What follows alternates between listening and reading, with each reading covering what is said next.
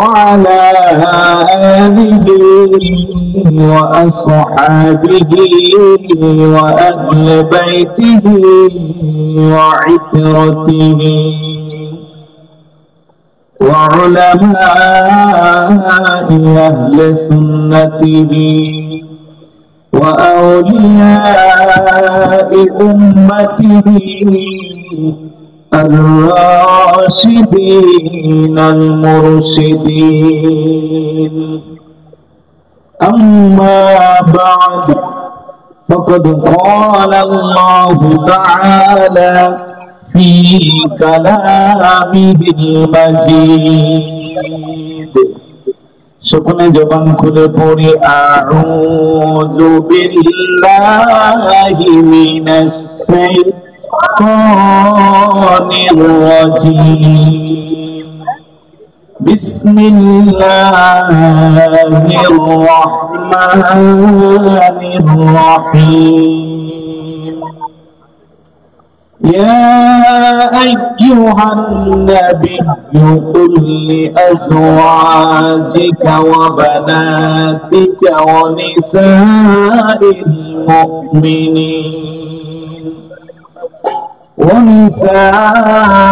المؤمنين يضنين عليهن من جلابيبهن ذلك أدنى أن يعرفن فلا يؤذين وكان الله غفورا رحيما. صدق الله مولانا العظيم وصدق رسوله النبي الحبيب الكريم. وقال تعالى في شان حبيبه مخبرا وآمرا إن الله وملائكته يصلون على النبي يا أيها الذين آمنوا صلوا عليه وسلموا تسليما. اللهم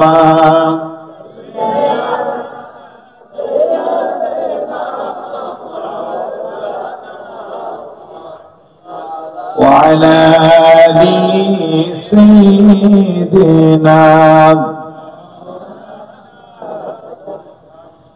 সৃষ্টি কুলের সবাই বলে আজ আমাদের খুশির দিন। এই ধরাতে তশরীফ আনলেন রাহমাতাল লিল আলামিন। আল্লাহুম্মা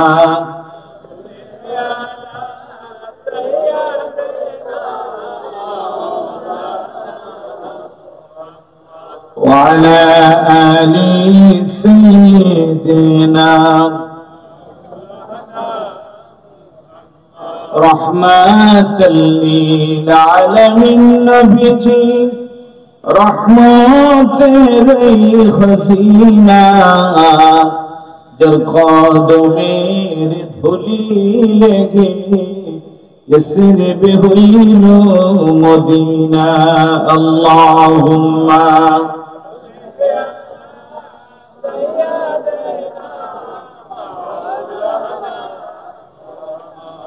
وعلى آل سيدنا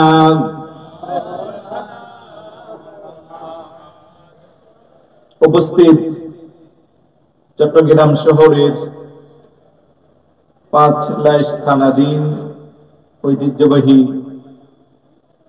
খতিবের হাট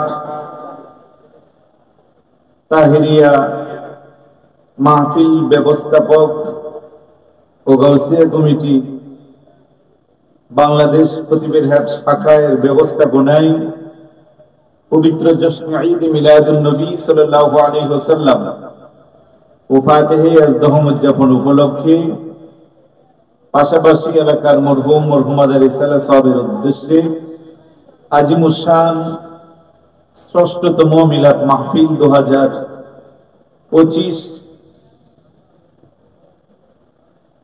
এর সম্মানিত প্রধান অতিথি, বিশেষ অতিথি, বিশেষ করে আলোচনা করেছেন তরুণ উদীয়মান ইসলামিক স্কলার মাওলানা মোহাম্মদ জয়নুল আবেদিন আল কাদেরী মাদ্রাসাতুল আলী, আরবি প্রভাষক জামিয়া আহমদিয়া সুন্নিয়া কামিল মাদ্রাসা, খতিব তাহেরিয়া জামে মসজিদ খিলগাঁও ঢাকা। আলোচনা করেছেন তরুণ উদীয়মান ইসলামিক চিন্তাবিদ মাওলানা মোহাম্মদ তৌহিদুল আলম রিয়াদ মাদ্রাসাতুল আলী, আরবি প্রভাষক জামিয়া ওদুদিয়া সুন্নিয়া কামিল মাদ্রাসা হাটহাজারী।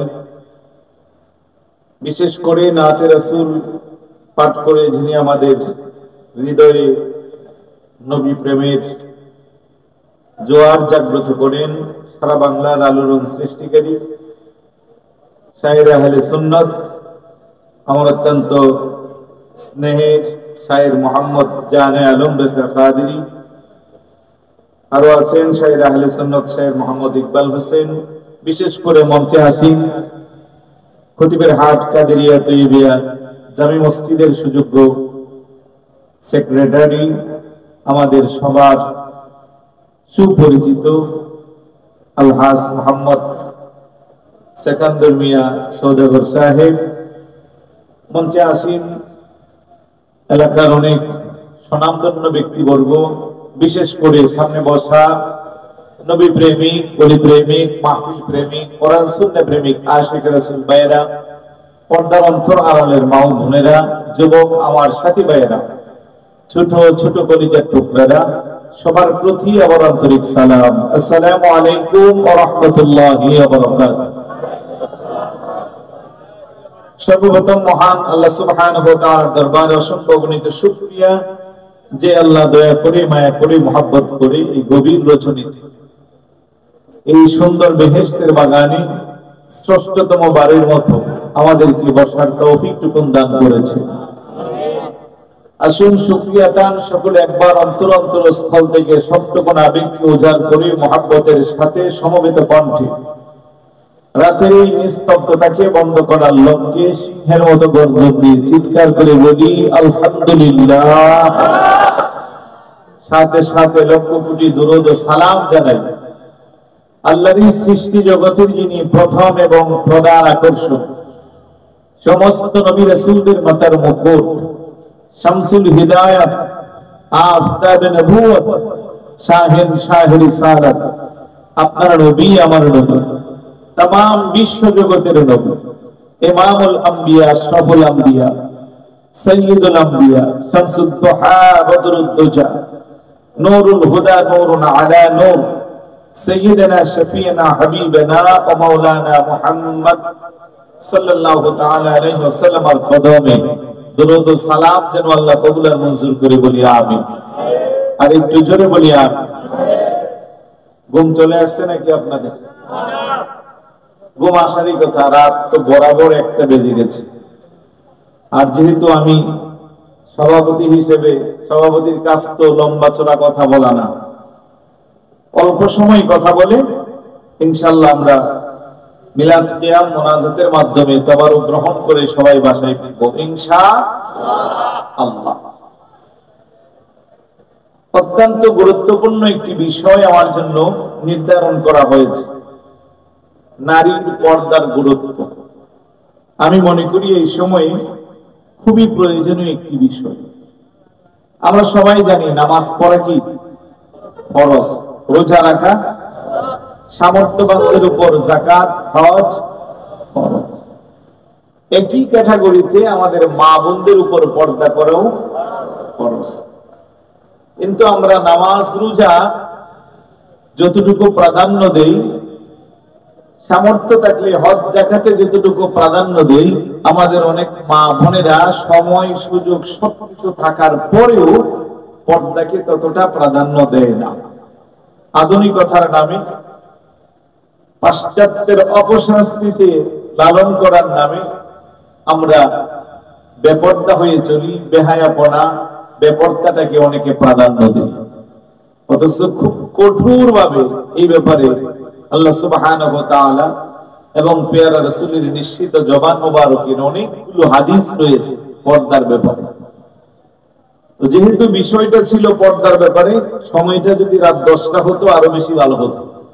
কারণ যাদের উদ্দেশ্যে কথাগুলো বলবো, আমার সম্মানিত মা বোনেরা অনেকে এখন ঘুমিয়ে আছে, ঠিক না? তারপরেও কিছু কিছু মা বোনেরা যারা শুনছেন, আপনাদেরকে অনুরোধ করব একটু মনোযোগ দিয়ে কিছুটা সময় আমাদের দিকে রাখবেন। আমি কোরআনুল কারীমের 22 নম্বর পারা হিফজুল কোরআনের 3 নম্বর পৃষ্ঠা সূরা আহজাবের 59 নম্বর আয়াত পর্যন্ত তেলাওয়াত করেছি। হিফজুল কোরআনের সম্ভবত 5 নম্বর পৃষ্ঠা।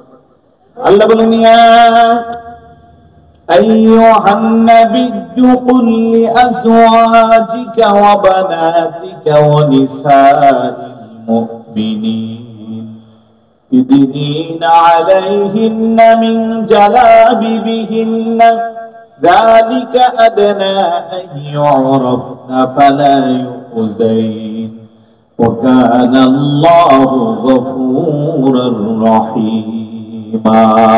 চিৎকার করে বলি সুবহানাল্লাহ।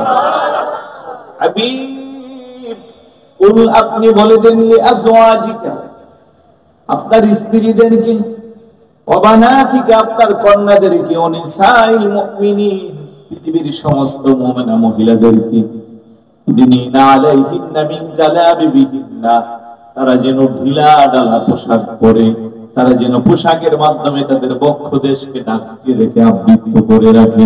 পরে করে বলি সুবহানাল্লাহ। যালিকা আদনা আন ইউরাফনা ফালা ইউযাইন এইভাবে যদি তারা তাদের জীবনকে পরিচালিত করে, তাহলে মানুষ তাদেরকে চিনবে, তাদেরকে কষ্ট দিবে না, রাস্তাঘাটে তারা ইফতিজিনের শিকার হবে না, তারা তাদের সম্মান নিয়ে জমিনের মধ্যে বাঁচতে পারবে। বড় করে বলি সুবহানাল্লাহ।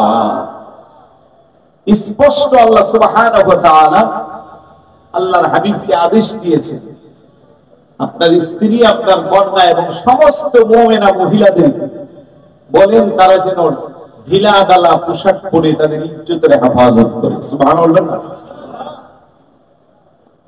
শুধু তাই না, অপরে আল্লাহ বলেন, ওয়াকারনা ফি বুয়ুতিকুন্না ওয়ালা তাবাররুজনা তাবাররুজাল জাহিলিয়াতিল উলা আর তারা যেন তাদের স্বগৃহে অবস্থান করে, বাসভবনে যেন তারা তাদের নিজের ইজ্জতকে সংরক্ষণ করে, প্রাচীন জাহিলি যুগের মতো তারা যেন তাদের সৌন্দর্য পরপুরুষকে বেড়াইয়া বাহিরের পুরুষকে যেন তারা না দেখা।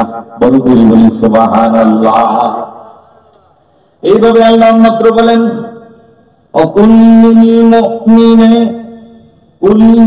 মুমিনিনা কুল্লিল মুমিনাতি ইয়াগুদুনা মিন আবসারিহিন্না ওয়া ইয়াহফাযুনা ফুরুজাহুন্না ওয়া লা ইউবদিনা যিনাতাহুন্না ইল্লা মা যাহারা মিনহা। বড় করে বলি সুবহানাল্লাহ। মুমিনা মহিলাদেরকে বলেন, ইয়াগুদুনা মিন আবসারিহিন্না তারা যেন তাদের চক্ষুকে অবনত করে, ওয়া ইয়াহফাযুনা ফুরুজাহুন্না লজ্জাস্থানকে যেন তারা সংরক্ষণ করে, হেফাজত করে, ওয়া লা ইউবদিনা যিনাতাহুন্না আর তাদের সৌন্দর্যকে যেন তারা পরপুরুষের সামনে বিলায়া না দেয়, ইল্লা মা যাহারা মিনহা নির্দিষ্ট স্থান ছাড়া। বড় করে বলি সুবহানাল্লাহ। মুমিনা মহিলা অবশ্যই তারা তাদের দৃষ্টিকে সংযত করবে, লজ্জাস্থানকে হেফাজত করবে। সাধারণত যেইটুকুন প্রকাশ করা, ডিসপ্লে করা কোরআন সুন্নাহ মোতাবেক শরীয়ত সম্মত জায়েজ, তার বাহিরে তারা যেন তাদের অবস্থানকে অন্য পুরুষের সামনে প্রকাশ না করে। পুরোপুরি বলি না সুবহানাল্লাহ। এগুলো সরাসরি কার বাণী? আরেকটু জোরে বলুন, আল্লাহর বাণী। আল্লাহর বাণী মান্য করা আমাদের উপরে কি ফরজ? বলেন আমাদের উপরে কি ফরজ। এখন আমার মা বোন নামাজ পড়ে ঠিকই, রোজাও রাখে, একটাও কম দেয়, বিশেষ করে মহিলারা নফল পূজাও রাখে সবাই, ঠিক না? কিন্তু সত্যিকারের মেসেজটা তাদের কাছে না পৌঁছার কারণে তারা পর্দাটাকে যথাযথ মানে না। অথচ নামাজ রোজা যেই শরীয়তে, যেই কোরআনে, যেই বিধানে ফরজ, ঠিক একইভাবে পর্দা করাও ফরজ। শুধু তাই না, রাসূলুল্লাহ সাল্লাল্লাহু আলাইহি ওয়াসাল্লাম ইরশাদ করেন, আল মারআতু ইযা সাল্লাত খামসাহা ওয়া সামাত শাহরাহা ওয়া আহসানাত ফারজাহা ওয়া আতাআত যাওজাহা ইয়াদখুলুনাল জান্নাতা মিন আবওয়াবিল নিসাত। আল্লাহর নবী বলে, আমার উম্মতের মহিলাদের জন্য সবচেয়ে চমৎকার সিদ্ধান্ত, তারা যদি চারটা জিনিসকে আমল করে, চারটা জিনিসকে যদি তারা পালন করে, আল্লাহর তারা জান্নাতের যে জান্নাত দিয়া মনে চায় সেই জান্নাত দিয়া তারা জান্নাতে প্রবেশ করবে। সুবহানাল্লাহ। কয়টা জিনিস? এটা জবাব দেন না, কয়টা? ইজা সাল্লাত খামসাহা, তারা পাঁচ ওয়াক্ত নামাজ আদায় করবে, কোন ধরনের অজুহাত নামাজের মধ্যে দিতে পারবে না। অনেক মা বোনেরা আছে বিভিন্ন ভাবে নামাজ ত্যাগ করার চেষ্টা করে, হুজুর আমার ছোট ছোট বাচ্চা আছে, ঘন ঘন প্রস্রাব করে এই জন্য নামাজ পড়তে পারি না। আমি বলবো না, ছোট বাচ্চা থাকবে, শুধু আপনার না, যুগ যুগে মুমিনা মহিলা যারা ছিল তাদেরও ছোট বাচ্চা ছিল। আর ছোট বাচ্চার স্বভাবজাত কাজই হলো ঘন ঘন প্রস্রাব করা, আপনাকে অপবিত্র করা। আর আপনার কাজ হলো নামাজের রক্ত পবিত্রতা অর্জন করে পোশাক চেঞ্জ করে ফরজ নামাজ আদায় করা। বলি সুবহানাল্লাহ। অনেকে বলে সাংসারিক ঝামেলা অনেক বেশি, বড় পরিবার, আত্মীয় স্বজন, মেহমান অনেক বেশি। এগুলো কোনো অজুহাত কাজ হবে না। 24 ঘন্টার মধ্যে আপনি 5 ওয়াক্ত নামাজ পড়লে সর্বোচ্চ 1 থেকে 1.5 ঘন্টা আপনার ব্যয় হবে। তো আল্লাহর বান্দা হিসেবে এই সময়টা আমরা যারা আল্লাহর কাছে দিতে পারবো না, আমাদের যে বড় হতভাগা আর কেউ আছে? আপনি চেষ্টা করেন, একজন ব্যক্তি 5 ওয়াক্ত নামাজ আদায় করে যে কাজ করে, আরেকজন ব্যক্তি চেষ্টা না করে নামাজ না পড়েও তার সমান কাজ করতে পারে না। বরং নামাজ পড়লে মন ভালো থাকে, নামাজ পড়লে মনে শান্তি আছে, নামাজ পড়লে আল্লাহর পক্ষ থেকে রহমত নাজিল হয়। যে মহিলা নামাজ পড়ে রান্না বান্না করে, তার রান্না বান্নার স্বাদ আল্লাহ পাক বৃদ্ধি করে দেয়। যে মহিলা 5 ওয়াক্ত নামাজ আদায় করে, ওই মহিলার প্রতি তার স্বামীর আলাদা মহব্বতের নজর আল্লাহর পক্ষ থেকে আল্লাহ বৃদ্ধি করে দেয়। পরবর্তী বলি না সুবহানাল্লাহ। ঈসা আলাইহিস সালাতু ওয়াস সালামের যুগে মহিলা নামাজ পড়ে, তার স্বামী সেটা মানতে পারে না, ওই শরীয়তের বহির্ভূত কাজে সে লিপ্ত থাকে। তা নামাজ যখন আদায় করে, মহিলা সবসময় নামাজ আদায় করে মোনাজাত দেয় আল্লাহর কাছে। তো স্বামী টর্চার করতে করতে কোনোভাবেই তারে আর নামাজ থেকে বিরত রাখতে পারে না। আরেকদিন কিছু মুদ্রার একটা থলে একটা পুটলা স্ত্রীর কাছে দিছে, কয়টা রাখ তোর কাছে, আমি যখন চাইবো না দিতে পারলে তোর খবর আছে। তো মহিলা নিয়ে এক জায়গা রাখছে, স্বামী এটা খেয়াল করছে। স্বামী করলো কি, এটা ওই জায়গা থেকে নিয়ে পাশে নদীর মধ্যে ফেলে দিয়েছে। পরের দিন বলতেছে আমার পুটলা দাও। এখন মহিলা অনেক খোঁজাখুঁজি করতেছে, পুটলা তো পাচ্ছে না, পাওয়ার তো কথা না। মহিলা নামাজের সিজদায় পড়ে আল্লাহর কাছে কান্না করে, আল্লাহ তোমাকে ঘন ঘন সিজদা দেই, তোমার হুকুম পালন করি, তোমার বিধান পালন করি, এই জন্য পাষাণ্ড স্বামী আমার উপরে একের পর এক নির্যাতন করে। আর এখন যে নির্যাতন করবে, জামাই বলে গেছে যাওয়ার সময়, আমি বাজারে যাচ্ছি, বাজার থেকে এসে যদি আমার পুটলা না পাই তাহলে আজকে তোর খবর আছে। মহিলা নামাজের সিজদায় পড়ে আল্লাহর কাছে ফরিয়াদ করে, আল্লাহ তুমি আজ অন্তত আমাকে রক্ষা করো। সে বাজার থেকে একটা বড় মাছ আনছে, মাছ এনে স্ত্রীকে বলতেছে তাড়াতাড়ি পুটলা বের করো। তো মহিলা বলতেছে একটু ধৈর্য ধরেন, আগে মাছটা রান্না করে আপনাকে খাবার দেই, তারপরে আপনার যা ইচ্ছা আমারে করিয়ে দেন। এই কথা বলে সান্ত্বনা দিল। স্বামী তো মনে মনে ভাবতেছে মাছ খাইয়া শক্তি নিয়ে ইচ্ছা মতো আরো পিটাবো, কারণ এই পুটলা কি আর সে পাবে? এটা তো সে নদীতে ফেলে দিয়েছে। আল্লাহ সুবহানাহু ওয়া তাআলা, আল্লাহর বান্দা যখন আল্লাহর কাছে মনে প্রাণে চায়, সর্বসত্য বিরাজ করে যখন আল্লাহর কাছে প্রার্থনা করে, আমার আল্লাহর কাছে নাই কোনো শব্দ নাই, আমার আল্লাহ সব কিছু সবারই দিতে পারে। কথা কোন ঠিক কিনা? মহিলা বড় চিন্তিত হয়, স্বামীর আনা বাজার থেকে মাছটাকে যখন কাটলো, মাছের পেটের ভিতরে ওই সুন্দর পোটলা যেটা স্বামী তার কাছে দিয়েছিল ওইটাকে সে পাইল। সে সঙ্গে সঙ্গে চোখের পানি ছেড়ে কান্না করে, আল্লাহ এই বুঝি তোমার মহান কুদরতের ক্ষমতা, এই বুঝি তুমি আমার রব, তুমি আমার সব, আমি তোমার জন্য সব কিছু বিসর্জন দিয়ে তোমার কুদরতি কদমে সিজদায় পড়ে চাইলাম, আর পাষাণ্ড স্বামীর আক্রমণ থেকে তুমি আমারে বাঁচাইয়া দিলা। সুবহানাল্লাহ। মহিলা সুন্দর করে ওই পুটলাটাকে রেখে সস্থানে রেখে দিল। কিছুক্ষণ পরে স্বামী এসে খাওয়া দাওয়া করে বলে আমার পুটলা দে। মহিলাকে এত ধৈর্য হারা হবেন না, আপনার আমানত আমি কখনো খেয়ানত করব না, আমানত আমার কাছে আছে। বলে কি বলিস, তাড়াতাড়ি দে। মহিলা যেই মাত্র পুটলা বের করে দিল, স্বামী তেলে বেগুনে চলে গেল। কিভাবে সম্ভব, কিভাবে সম্ভব, এটা তো কোনোদিনও সম্ভব না। স্ত্রীকে কি ব্যাপার, কেন সম্ভব না? আমি যেই জায়গায় রাখছি সেই জায়গা থেকে তো আপনার কাছে বের করে দিয়েছি। মহিলা বলে দেখো দেখো, আমার তো জানি না। শেষ পর্যন্ত স্বামী নিজেই বলে আমি তোরে শাস্তি দেওয়ার জন্য গতকাল আমি পুটলাটা নদীর মধ্যে ফেলে দিয়েছিলাম, তুই সত্য কথা বল না, তোর কাছে কোনো জাদুর যন্ত্র আছে?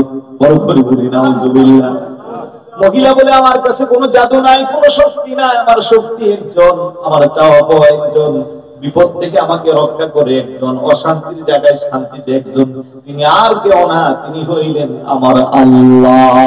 বড় করে বলি সুবহানাল্লাহ। বলে সত্য করে বলতো কিভাবে সম্ভব? আমি তো জানি না, আমি তো এই জায়গায় রাখছি, এই জায়গায় পেয়েছি। তো শুন তাহলে, আমি গতকাল এটাকে নদীতে নিক্ষেপ করেছি।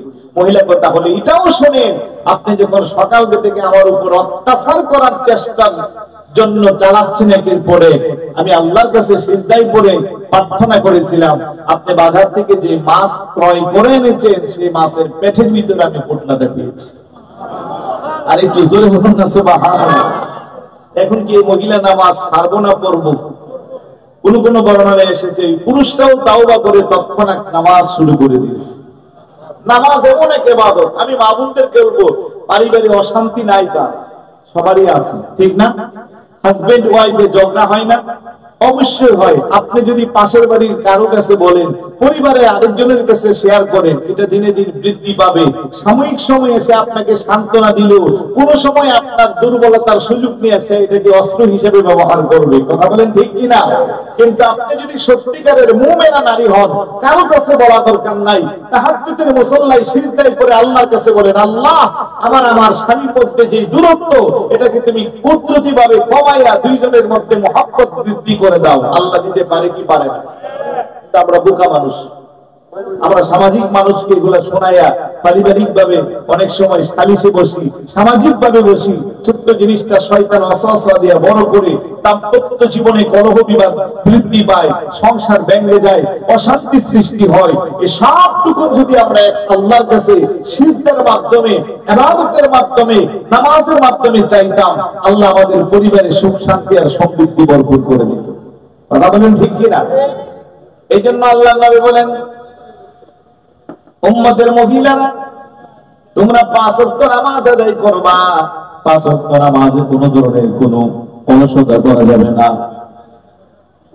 আল মারআতু ইযা সাল্লাত খামসাহা ওয়া সামাত শাহরাহা, নামাজ যেমন ফরজ, রমজানের রোজাগুলো তোমরা রাখবা, কোনো অজুহাত দিয়ে রমজানের রোজা নষ্ট করবা না। 3 নম্বরে ও আহসানাত ফারজাহা, তোমরা তোমাদের লজ্জাস্থানের হেফাজত করবা, পর্দার হুকুমকে পালন করবা। বড় করে বলি সুবহানাল্লাহ। 4 নম্বরে ও আতাআত যাওজাহা, স্বামীর আনুগত্য করবা। এই 4টা জিনিস কি মহিলা যথাযথভাবে আদায় করবে, আল্লাহর নবী বলেন ইদখুলুনাল জান্নাহ আইয়ু আবওয়াবিন শাআত, 8খানা জান্নাতের যেই দরজা দিয়ে মনে চা আমার উম্মতের মহিলা সেই দরজা দিয়ে বিনা হিসেবে সোজা জান্নাতে প্রবেশ করবে। জোরে বলি না সুবহানাল্লাহ। পর্দার মূল্য আছে না নাই? মনে রাখবেন, যেই মা যত বেশি পর্দানিশীন হবে, ওই মার পেটের সন্তান তত বেশি দামি হবে। ফাতিহে ইয়াজদাহম আছে না নাই? যার সম্পর্ক হুজুর গাউসে পাকের সাথে। হুজুর গাউসে পাকের আম্মার জীবনী পড়ে, জীবনী কোনদিন ওনার মাতার স্মৃতির মধ্যে সূর্যের আলো লাগে নাই। সুবহানাল্লাহ, একটু জোরে বলবেন না? ঘুম খুব বেশি চলে আসছে সবার, একটু জিকির করি লা ইলাহা লা ইলাহা, জুড়ে জুড়ে লা ইলাহা, আরো জুড়ে লা ইলাহা محمد لا إله حسبي ربي ما في قلبي حسبي ربي ما في قلبي نور محمد صلى الله لا إله لا إله বেজন আমিরার মনের বাসনা বুঝাইলে কেউ বোঝে না আরে মনের বাসনা বুঝাইলে কেউ বোঝে শুনাইলে কেউ না দয়াল শুনাইলে হায় হায় শুনে শাহে মদিনা লা ইলাহা লা ইলাহা লা ইলাহা আমরা কেমনে যাব মদিনা মদিনার রাস্তা চিনি না বলেন কেমনে যাব মদিনার রাস্তা চিনি আমার মুর্শিদ জানে ঠিকানা আমার মুর্শিদ আমরা যাব সোনার মদিনা লা ইলাহা লা ইলাহা লা ইলাহা ইল্লাল্লাহু মুহাম্মাদুর রাসূলুল্লাহ সাল্লাল্লাহু তাআলা আলাইহি ওয়াসাল্লাম যিনি বলি আলহামদুলিল্লাহ। তাহলে আমাদের মা বোন যারা আছেন পর্দা করা দরকার আছে না নাই? দেখেন পর্দা করলে দুনিয়াবি সম্মানও বাড়ে, পরকালের সম্মানও বাড়ে। জাস্ট ফর এক্সাম্পল, এই সমাজের আমাদের কারো না কারো মেয়ে বা বোন বা সন্তান যাই বলি, মনে করেন চট্টগ্রাম কলেজে পড়ে অথবা বিশ্ববিদ্যালয়ে পড়ে, তাহলে 18 থেকে 22-23 বছরের ওই বোনটা এই বাসা থেকে যখন ইসলামের হুকুম মান্য করে বোরকা পরে হিজাব পরে শরীয়ত সম্মতভাবে কলেজে যায়, রাস্তাঘাটে কোনো মানুষ তার দিকে বাঁকা নজরে তাকাবে না, অসম্মানের দৃষ্টিতে কেউ তার দিকে তাকাবে না। তার দিকে চোখ গেলেও তার যে বিবেক আছে, মানুষের সবচেয়ে বড় আদালত হলো তার বিবেক। তার বিবেক তাকে বাধা দিবে যে যে মেয়েটা এত সুন্দর ডোলা ডালা ইসলামী পোশাক পরে গেছে তার দিকে বাঁকা নজরে তাকানো যাবে না, গেলেও তাকে সম্মান তার মধ্যে সৃষ্টি হবে। আর একটু সহজ ভাবে দিলে, মনে করেন হাটহাজারী থেকে একটা মেয়ে চট্টগ্রাম কলেজে পড়ার জন্য আসছে, কারণে অকারণে সে লোকাল গাড়িতে উঠছে, সিট নাই, মেয়েটা দাঁড়িয়ে আছে। দেখবেন যে মেয়ের বাবার বয়সের একজন সিট থেকে দাঁড়িয়ে বলতেছে, মা তুমি এখানে বসো। মেয়ে মানুষ দাঁড়িয়ে যাওয়া এটা শোভা পায় না, কেন? তার পোশাকের কারণে তার প্রতি সম্মান বৃদ্ধি পাচ্ছে। আর ঠিক আরেকটা মেয়ে নোংরা পোশাক পরে, অনিসলামিক পোশাক পরে, আধুনিকতার নামে বিশ্রী পোশাক পরে দাঁড়িয়েছে। বাবার বয়সের মুরব্বী ওকে সম্মান দেবে দূরের কথা, চোখ পড়ার আগেই ওনার নিজের চোখ উনি নিচের দিকে করে রাখবে, তার দিকে তাকাবেন, কারণ তার এই পোশাকে তার দিকে সম্মান জাগ্রত করবেন। ঠিক একইভাবে আমাদের এই সমাজে যে সমস্ত মা বোনেরা পর্দাকে যথাযথভাবে পালন করে, ওই সমস্ত মা বোনদেরকে এই সমাজেই যারা বসবাস করে তারা হৃদয় থেকে যে সম্মানটা দেয়, আরেকজন মহিলা যিনি বেপর্দা হয়ে চলে তার প্রতি কি সেই সম্মান জাগ্রত হয়? আমাদের নিজের দিকে তাকান না, আমরা যদি আমাদেরকে দিয়ে বিচার করি তাইলে তো হয়। এই জন্য মা বোনদেরকে বলবো যে আপনারা অবশ্যই পর্দার হুকুমকে পালন করবেন। পাশাপাশি আমরা যারা পুরুষ আছি আমাদেরও পর্দা আছে না নাই? পুরুষকেও আল্লাহ পাক বলছে, পুরুষ যারা আছে মুমিন পুরুষ, তোমরা তোদের চক্ষুকে অবনত করো, লজ্জাস্থানকে তোমরা সংরক্ষণ করো। তাহলে যেমন ভাবে মহিলাদের পর্দা আছে, পুরুষেরও পর্দা আছে। মহিলাদের পর্দা হলো একেবারে মাথা থেকে পার তালু পর্যন্ত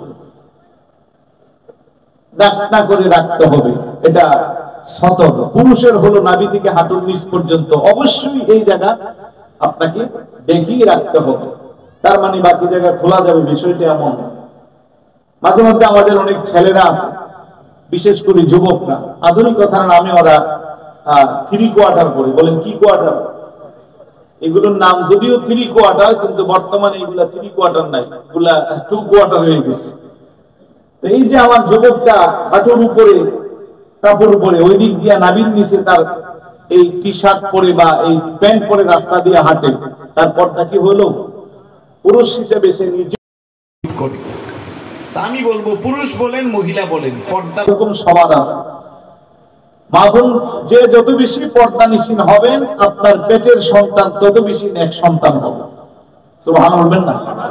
হুজুর গাউসে পাকের জীবনী আলোচনা করেছে, দেখেছি এখানে দেওয়া আছে। আম্মা জানের গর্ভ থেকে উনি ওলি হয়ে এসেছেন। আম্মা জানের গর্ভ থেকে 18 পারা কোরআন মুখস্থ করেছে। আম্মা জানের গর্ভ থাকা অবস্থায় মার ইজ্জত, ওই জঙ্গলের বাঘ যে মাকে গ্রাস, ভিক্ষুককে গ্রাস করেছিল, এটা জঙ্গলের বাঘ ছিল না, এটা হুজুর গাউসে পাকি ছিল। কারণ উনি মাদারজাত ওলি, আম্মা জানের গর্ভ থেকে ওলি। ঠিক একই ভাবে আমাদের দাদা হুজুর, যিনি জশ্নে জুলুসের প্রবর্তক, হাফেজ কারি আল্লামা সৈয়দ মুহাম্মদ তৈয়ব শাহ রহমতুল্লাহি আলাইহি, দাদা হুজুর কেবলাও ছিলেন মাদারজাত ওলি, যিনি আম্মা জানের গর্ভ থেকে ওলি হয়ে এসেছেন। সৈয়দ আহমদ শাহ শ্রীকুটি রহমতুল্লাহি আলাইহি বলেছেন তৈয়ব মাদারজাত ওলি। সুবহানাল্লাহ বলবেন না? তো ওনাদের মার গর্ভ থেকে ওলি হয়ে আসা মানে ওই মা কেমন দামি ছিলেন? মা কি নামাজ ছেড়ে দিয়েছেন? মা যদি বেপরদা থাকতো, বেনামাজি হতো, বেরোজগার হতো, ইসলামের শরীয়তের হুকুম আহকাম না মানতো, ওই মার পেট থেকে কখনো আল্লাহওয়ালা বুজুর্গ হইতো না। তো আমি বলবো এই খতিবের হাটের আশেপাশে যাদের কানে মাইকের আওয়াজ যাচ্ছে, কিংবা আপনারা যারা পুরুষরা আছেন, আম্মা জানদের কাছ থেকে সংবাদটা পৌঁছে যে আমাদের পাশে এসে বিখ্যাত দ্বীনি শিক্ষা প্রতিষ্ঠান জামিয়া আহমদিয়া সুন্নিয়া কামিল মাদ্রাসা, সারা বাংলাদেশ থেকে হাজার হাজার ছাত্ররা এসে এখান থেকে ইসলামের সত্যিকারের জ্ঞান অর্জন করে যায়। আহলে সুন্নাত ওয়াল জামাতের আকীদার এক একটা এখান থেকে যারা যায়, ওদের সামনে অনেক বড় বড় বাতিলরা মোকাবেলা করার সাহসও পায় না। আলহামদুলিল্লাহ বলবেন না? তো আপনাদের কত বড় খুশনসিব। খতিবের হাট সারা বাংলাদেশে চিনি, কেন? এটা জামিয়ার পাশে, ঠিক না? তাহলে এই এত বড় নিয়ামত আওলাদে রাসূলের মাধ্যমে আপনারা পেয়েছেন, আমরা পেয়েছি। তো আমাদের মা বোনেরা যদি দামি হয়, সমাজটা দামি হবে, সন্তানগুলো দামি হবে, সন্তানগুলো দামি হলে দেশ দামি হবে, দেশের মধ্যে আলোকবর্তিকা ছড়াবে, দেশের গণ্ডি পেরিয়ে বিদেশের বাড়িতেও ইসলামের খেদমত চলবে। কথা বলেন ঠিক না? এখন আপনারা 10,600 স্টুডেন্ট জামিয়াতে ক্লাস করে, কিন্তু আমি জানি যে এই এলাকার অনেকেই আছেন যাদের সন্তান এখনো জামিয়ামুখী করেন নাই। এটা কিন্তু নিয়ামত পাইলে নিয়ামতের কদর করতে হবে। দূর দূরান্ত থেকে যারা আসে, হোস্টেলে সিট পায় না, আলাদা বাসা নিয়ে থাকে, ঠিকভাবে খাবার দাবার পায় না। আর এই এলাকার যে সন্তানগুলো আছে, ওরা পড়লে কি ওদের কোনো কিছুর অভাব ছিল? খাওয়া দাওয়া থাকা সব সুযোগ সুবিধা আছে। ইতিপূর্বে যা হওয়ার হয়ে গেছে। অনেকে চাইলে এখন আর সন্তানকে পড়াতে পারবেন না, ওরা বড় হয়ে গেছে। আমি বলবো প্রত্যেকে এখান থেকে এই শিক্ষাটা নিবে, ইসলামকে সঠিকভাবে শিখার জন্য, জানার জন্য, রাসূল পাকের সত্যিকারের আদর্শকে বোঝার জন্য। আপনার আওলাদ, আপনার সন্তান, ছেলে বড় হয়ে গেছে, সমস্যা নাই, ছেলের ঘরের নাতি আছে, মেয়ে বিয়ে দিয়ে দিয়েছেন, সমস্যা নাই। মেয়েরা ডাকদা বলবেন যে তোদেরকে পারি নাই জামিয়া মহিলা মাদ্রাসায় পড়াতে, জামিয়া আহমদিয়া আলিয়া সুন্নি আলিয়াতে পড়াতে। আমি ওসিয়ত করে গেলাম, আমার একটা নাতি, আমার একটা নাতনি জামিয়াতে পড়াবা, মহিলা শাখাতে পড়াবা। মেয়েরা কিন্তু বাবার কথাকে বেশি প্রাধান্য দেয়। কথা বলেন ঠিক না? তাহলে আপনার একটু সিদ্ধান্তর কারণে আপনার নেক্সট প্রজন্ম যদি দিনদার হয়, ইলম অর্জন করে, সুন্নিয়ত শিখে, এটাও পরকালে আপনার নাজাতের কারণ হবে ইনশাআল্লাহ। কথা বলেন ঠিক কি না? তাহলে আমি বলবো যে এমন নিয়ামত আপনারা পাওয়ার পরে সুযোগ ছাড়বেন না। বিশ্বাস করেন, দূর দূরান্ত থেকে, এবারও দাখিলের সিলেট থেকে অনেকে আসছে। অনেকে যেহেতু অনলাইন সিস্টেম আসে না, কান্নাকাটি করছে আমার কাছে অনেকে, যে কিভাবে কি করা যায়। আমি বললাম যে এখন আমাদের হাতে আর সেই সুযোগ নাই। অনলাইনের ভিত্তিতে যে জায়গা সিলেক্ট হয় ওই জায়গায় তাকে পড়তে হয়। একটা সময় ছিল সুপারিশ করে করে ভর্তি করানো গেছে। তাহলে অনেকে মানে হৃদয়ের একটা বিশাল আক্ষেপ থাকে জামিয়াতে পড়ার জন্য, সুযোগ পায় না, পড়তে পারে না। অনেকের আর্থিক অসচ্ছলতার কারণেও আসতে পারে না। আর আপনারা আমরা যারা কাছাকাছি আছি, আমাদের এই সুবর্ণ সুযোগ থাকার পরেও আমরা ছেলেদেরকে জামিয়া দিচ্ছি না। স্কুলে পড়াচ্ছি, কলেজে পড়াচ্ছি। আমি বলবো স্কুল কলেজে পড়াইয়া ডক্টর, ইঞ্জিনিয়ার, জজ, ব্যারিস্টার বানাবেন, সমস্যা নাই। জামিয়াতে পড়াইও বানাতে পারবেন। তবে জামিয়াতে পড়লে কি হবে? প্রাথমিক ইসলামিক নলেজটা থাকবে, আকীদার বিষয়টা শিখবে। নেক্সট প্রজন্ম অন্তত বাতিল হবে না। আজকে এই সমাজের, এই পরিবারের অনেকে আছেন যারা সুন্নিয়তের জন্য দেওয়ানা, কিন্তু আপনার আদরের কলিজার টুকরা এখন ভিন্ন পথে চলে গেছে। আওয়াজ দিয়ে বলুন, আছে না নাই? কেন? সঠিক গাইডলাইনের অভাবে। আপনি বুঝতে পারেন নাই। তো আপনার সন্তানগুলো যদি বদ আকীদায় চলে যায় আর বদ আকীদার আলেমদের আলোচনাই শুনে, আজকে কয়টা বলবো, সারা গায়ে যখন পছন্দরে বলার আর কিছু থাকে না। আজকে অবস্থা খুবই খারাপ। ইসলামিক স্কলার নাম দিয়া, নামের আগে মুফতি, আল মুহাদ্দিস, মুফাসসির, নামের পিছনে টাইটেলের অভাব নাই। ওরা যে সমস্ত ঈমান বিধ্বংসী বক্তব্য দিচ্ছে, এইগুলো সমাজের মানুষ যদি বিশ্বাস করে তাদের ঈমানও থাকবে না। লাগামহীন ভাবে একটার পর একটা বলেই যাচ্ছে। কয়টা বলবো জানেন আপনারা? এইগুলো তার একমাত্র কারণ হলো তারা সঠিক জ্ঞান শিখতে পারে নাই, সঠিক আকীদা শিখতে পারে নাই, আদবওয়ালা প্রতিষ্ঠানে পড়তে পারে নাই। আলহামদুলিল্লাহ আমাদের জামিয়া আদবের জন্য শ্রেষ্ঠ, আলহামদুলিল্লাহ। আর যেখানে আদব আছে ওই জায়গায় আল্লাহর রহমত আছে। আর থাকবে না কেন? বিভিন্ন মাদ্রাসার, বিভিন্ন প্রতিষ্ঠানের প্রতিষ্ঠাতা হয় এমপি সাহেব, মাস্টার সাহেব, জজ সাহেব, ব্যারিস্টার সাহেব, এলাকার স্বনামধন্য শিল্পপতি। আর জামিয়া আহমদিয়া যিনি প্রতিষ্ঠা করেছেন উনি তো সরাসরি রাসূল পাকের আওলাদ। বড় করে বলি না সুবহানাল্লাহ। এই যে আমার আয়োজকের মধ্যে গাউসিয়া কমিটিও আছে। আজকে দেখেন সারা পৃথিবীতে গাউসিয়া কমিটির খেদমত চলতেছে, আলহামদুলিল্লাহ বলবেন না? মানে যখন যা প্রয়োজন আধ্যাত্মিক এই সংগঠন আর হুজুর কেবলাদের রুহানি নজর দিয়া তারা তাদের রাডার দিয়ে অনুধাবন করেন সময় উপযোগী কখন কি লাগবে। আজকে গাউসিয়া কমিটি সময়ের ব্যবধানে গোটা পৃথিবীর সবার কাছে সভাদিত। দাওয়াতুল খায়ের মাহফিল চলতেছে, সময়ের অত্যন্ত গুরুত্বপূর্ণ একটা বিষয়। যে সময়ে মানুষকে বোঝায়া বোঝায়া ভিন্ন পথে, ভিন্ন মতে, বদ আকীদায় মানুষ নিয়ে যাচ্ছে, তখনই পীরে বাঙ্গাল হুজুর কেবলা আল্লামা সৈয়দ মোহাম্মদ সাবের শামাদ্দাজিল্লাহুল আলী নির্দেশে শুরু হয়ে গেল দাওয়াতুল খায়ের। এই মাহফিলে যারা বসে কন্টিনিউ 5-6 মাস থাকতে পরে মোটামুটি একজন ছোটখাটো আলেমে রূপান্তরিত হয়েছে, আলহামদুলিল্লাহ বলবেন না? তাহলে এই দরবারের সাথে সম্পৃক্ত হয়ে আমাদের কি পরিমাণের লাভ শেষ করা যাবে না।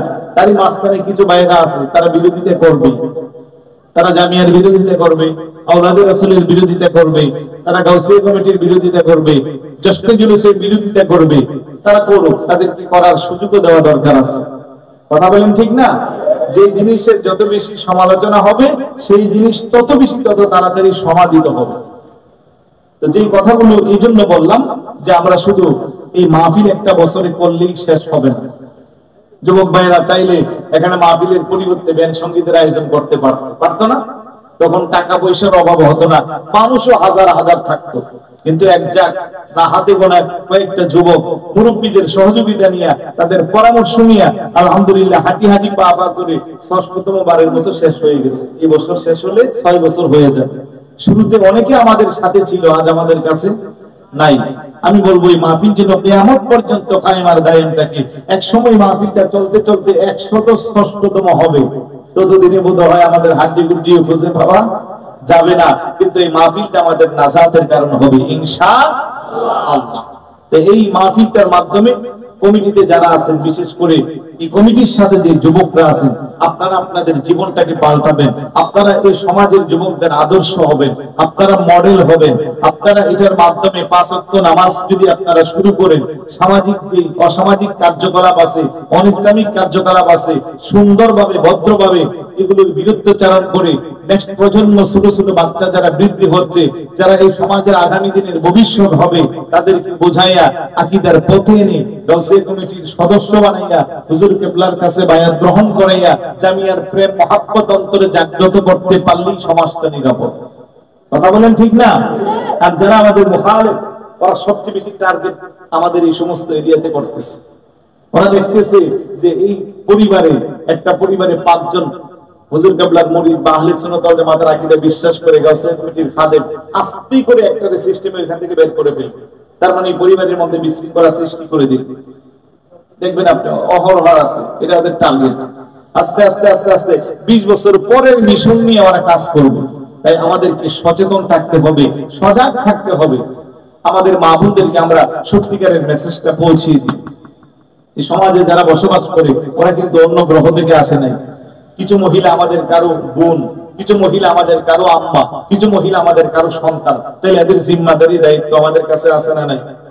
আমি আবারও মা বোনদেরকে বলবো, with due respect from my heart, আমি অনেক সম্মান দিয়ে আপনাদেরকে কথা বলছি, কারণ আমরা যারা এখানে বসে আছি, আমরা যারা পুরুষরা, আমরাও কোনো না কোনো মার গর্ভ থেকে পৃথিবীতে আসছি।